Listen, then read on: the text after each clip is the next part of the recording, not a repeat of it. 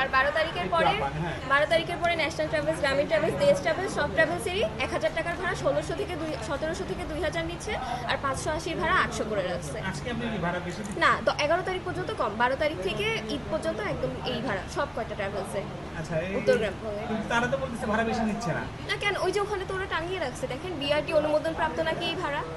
BRT এর অনুমোদন যে ভাড়া সেটা যদি তারা নেয় সেক্ষেত্রে ডাবল ভাড়া কি কখনো বিআরটি অনুমোদন হয় ভাইয়া? নর্মাল ভাড়া যেহেতু 1000 টাকা, সেখান থেকে 1600, 1700 বা 2000 টাকা ভাড়া তো কখনো বিআরটি অনুমোদন হয় না।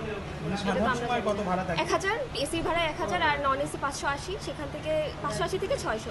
এখন হচ্ছে আপনার 11 তারিখ পর্যন্ত প্রত্যেকটা বাসে সেম ভাড়া রাখছে, আর 12 তারিখ থেকে আপনার হচ্ছে 580 ভাড়াটা 800 রাখছে, আর হচ্ছে 1000 এর ভাড়া 1700 থেকে 2000। এখানে তাহলে এই যে ফাঁকিটা কোন জায়গায় দিচ্ছে তারা, মানে সেটা তো আমরা বলতে পারি না, এটা ওনাদের জিজ্ঞাসা করলে বলে যে এটাই আমরা যখন জিজ্ঞেস করি তখন বলে যে এটা বিআরটি এর ভাড়া। হ্যাঁ, এটাই বলে। বিআরটি যদি নির্ধারণ করে দেয় সেই ক্ষেত্রে তো আসলে আমার বা আপনার তাদেরকে কোনো কিন্তু প্রশ্ন আমরা- বিআরটি তো অবশ্যই ডাবল ভাড়া তো নির্ধারণ করে দেবে না, এটা তো আমরা জানি অ্যাটলিস্ট।